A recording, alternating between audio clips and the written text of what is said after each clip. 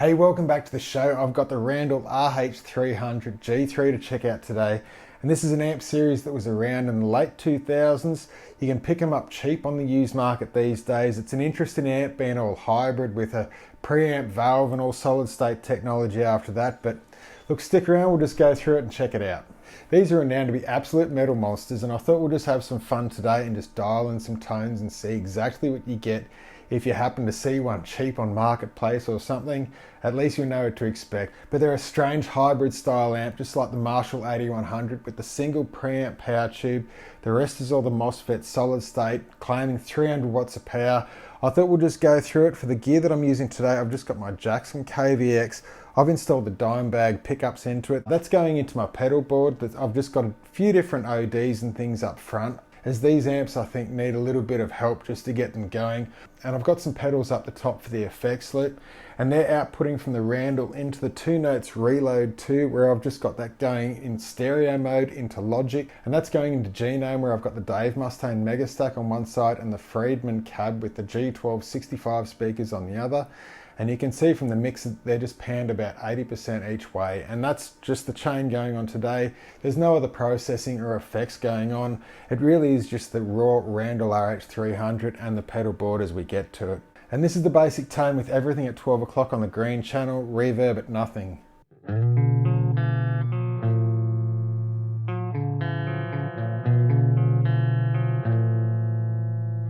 Let's just fix that up. I'll turn the reverb right up. Back off some mids. Actually, we'll leave the bass there and we'll feed in more treble.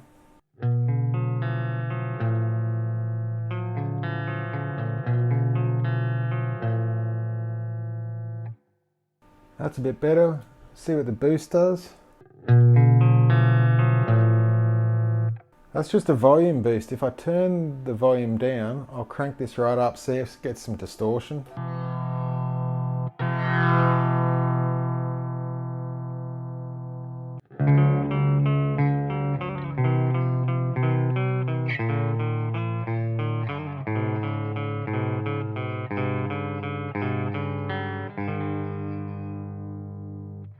And that's actually a really nice clean channel. I think it still maintained like a really sort of crisp clean even at higher volumes. I was actually pushing it pretty hard. There's no sound in the room today. It's all going through the reload and being absorbed, but it's still pushing the amp pretty hard. And I thought by pressing that boost switch was going to push that clean to like more of a distortion, but that's nice and that reverb's beautiful. But we'll just check out the gain channel now. You can actually hear the fan inside this thing keeping it cool. I think with the whole 300 watts of power, you don't actually hear anything coming from the amp, but when you're running it silently like this, like it really is quite loud in the room. But let's just see what it's got.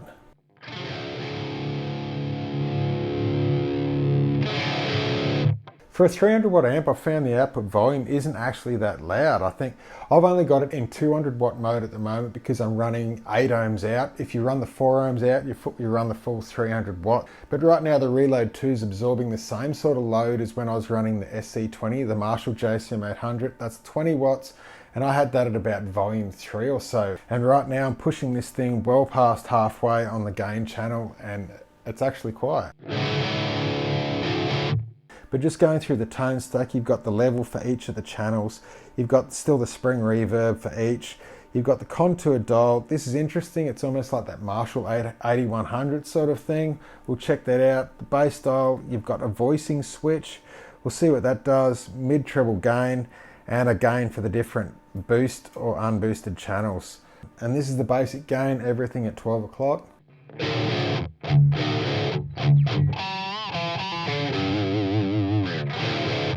Let's make that sound better. Give it some volume. I'll just back these mids off a little bit, give it a little bit of treble. The gain is a strange one.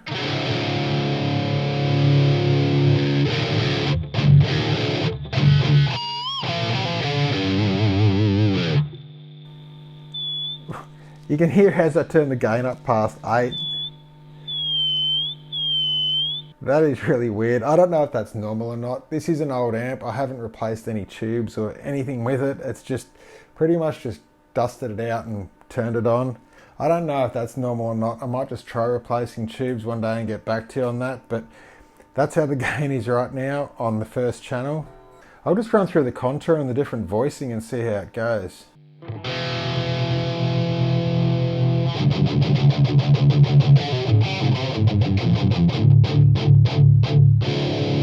That's really dark.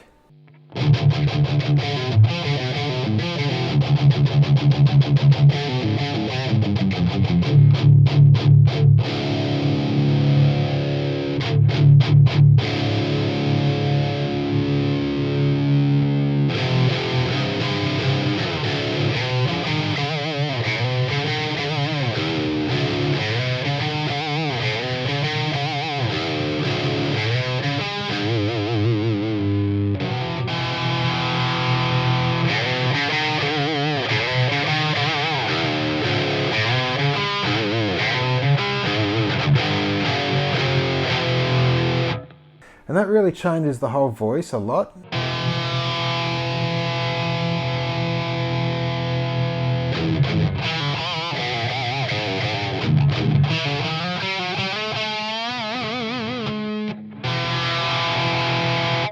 Maybe if we strip away a few of the mids.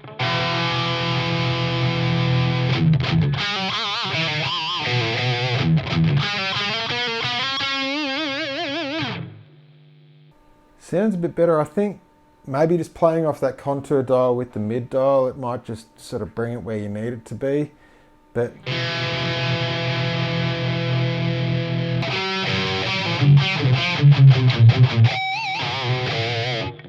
we'll just see this other voicing switch.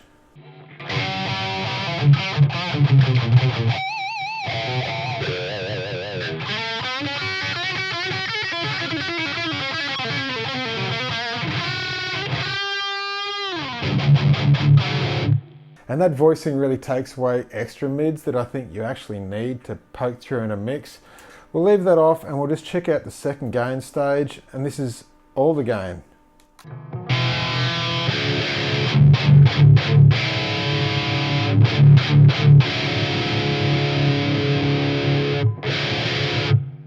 And that really increases the volume.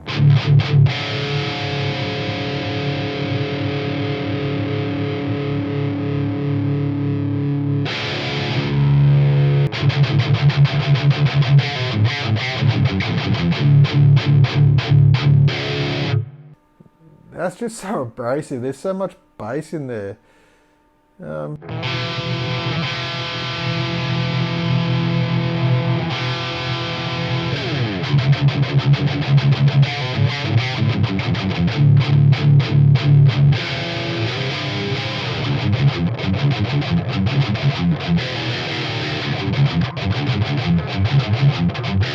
It's just so loud though. We'll push that gain a little bit.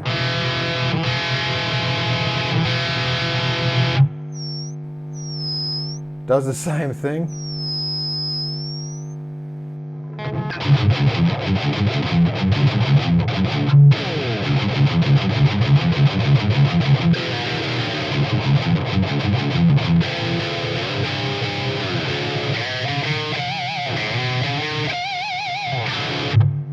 I just had to jump out of that. That's just too much. Too much of everything, too much bass. I think it's totally unbalanced. There's just far too much gain going on.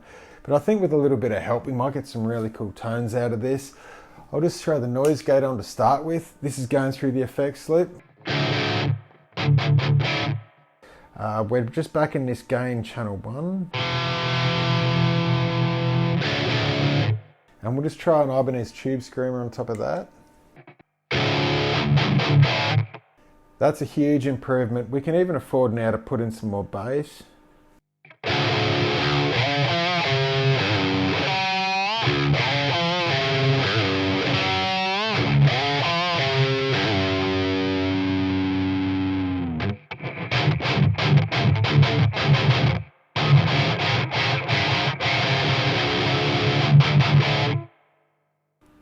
Turn off that reverb.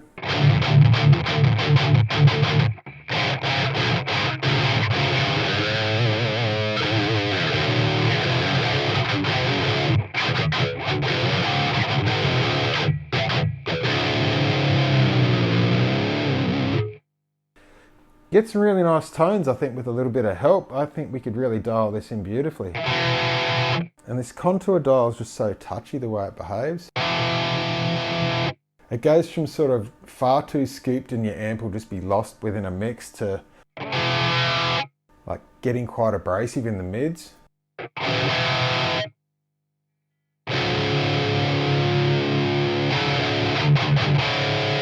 But I think just playing it off with the mid control,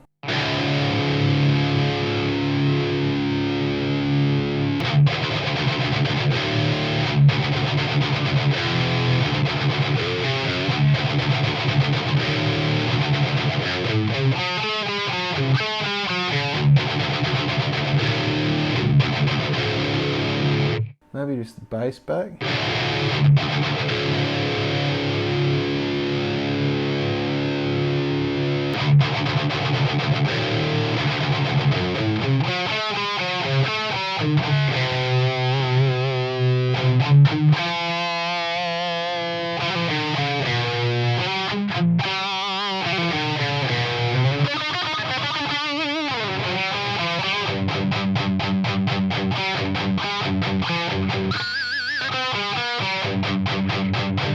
I think you can get some really cool depth tones out of this as well.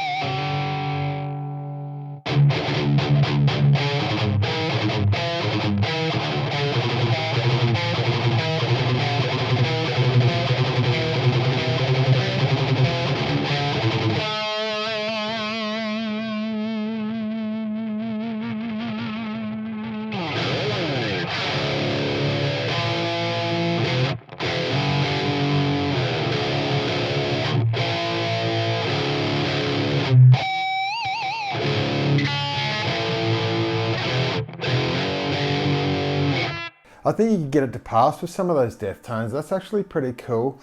But turning off the TS9, we'll go to the Origin Effects MEQ driver. I absolutely love this drive. It adds a whole lot of mids to the sound, so especially with an amp that's really scooped like this, you can sometimes compensate and just boost a whole lot of mids and make those notes like cut more.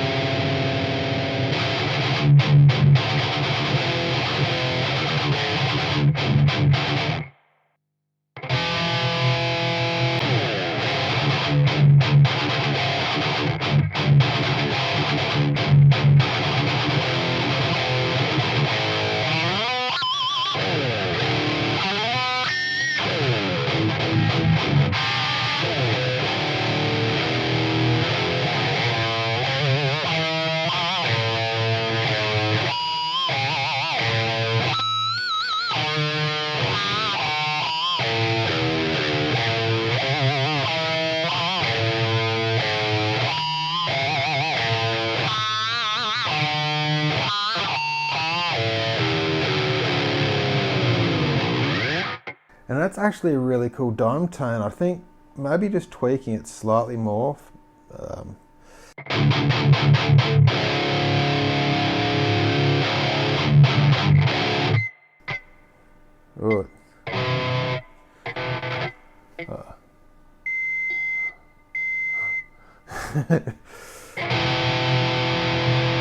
That whistling's nuts, but that's actually a really cool dime tone. It seems to have a fair bit of gravel going on just for that sort of low hitting rumble. It's got so much bass. And this contour knob, I really think if you just work it out with the mid dial, I think roughly 3 o'clock there and bringing the mids back.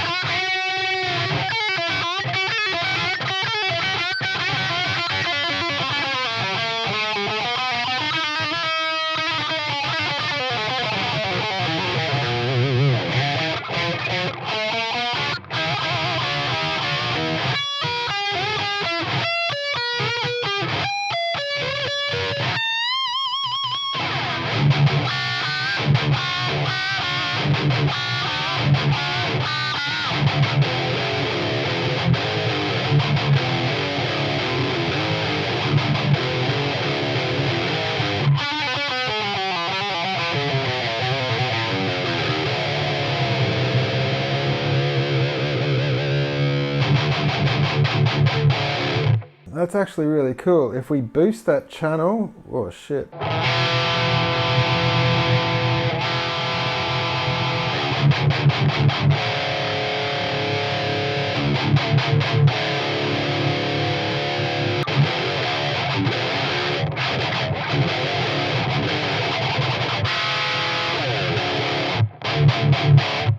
I guess you can still control it a little bit better with the gain right down on channel 2, but I think the first gain stage with an OD or a mid boost of some kind, I think that just really makes it bloom a whole lot more. But I think there you have it, guys. That MEQ driver just seems to work with this beautifully. But I'd love to come back and really just try and dial in a perfect tone with the MXR6 and the Master Effects EQ from Hell Pro, like the Furman PQ3. And just try and work that out with this amp and get a perfect dime tone. But for now, that MEQ driver just seems to really push the right amount of mids into this really scooped amp and just sort of makes things pop out. You will be heard in a mix.